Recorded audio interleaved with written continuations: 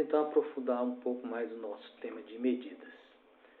Para começo de história, gente, medir na realidade é comparar. Então você não deve esquecer isso, tá? Medir é comparar. Nunca esqueça. Comparar com o quê? Com uma unidade padrão. Tá certo? Então, quando eu meço alguma coisa, eu estou medindo, no nosso caso de comprimento, eu estou comparando com o metro. Quantos metros tem essa calçada? Ou seja, eu comparo a unidade metro, quantas vezes o metro cabe naquela calçada. Isso é que é comparar. Tá certo? Antes de existir os instrumentos de medida, a humanidade usava o próprio corpo. Por isso que existem medidas em palmo, até hoje é utilizada. Palmo, pé. O pessoal de língua inglesa ainda usa muito. O pé, braço, o passo. Nós usamos, quando nós não temos unidade de medida, nós até que usamos. A distância daqui até acolá dá 3 passos. Isso é uma medida. E nós usamos a unidade de comparação, o passo, por exemplo.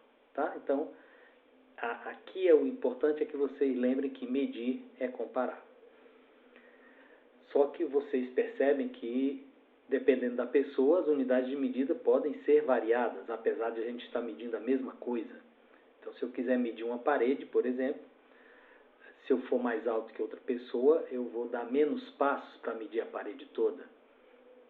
E é a mesma parede. Então, eu posso dizer, sei lá, dá 5 passos e da outra pessoa deu 7 passos, só porque a passada da outra pessoa é menor que a minha, embora a parede seja a mesma.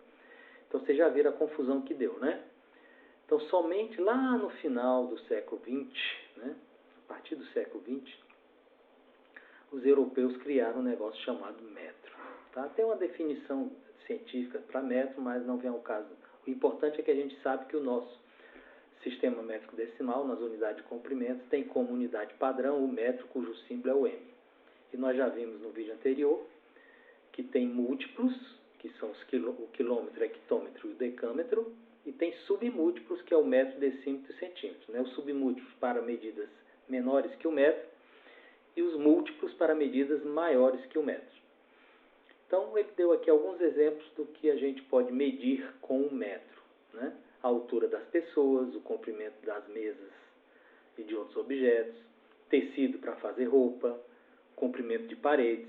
Olha só, até temos esses exemplos, nem sabíamos que isso aqui constava também o autor usou o mesmo exemplo que eu. Tá bom? Então, essa é a ideia inicial do que vem a ser o metro, a unidade padrão de comprimento. Tá legal?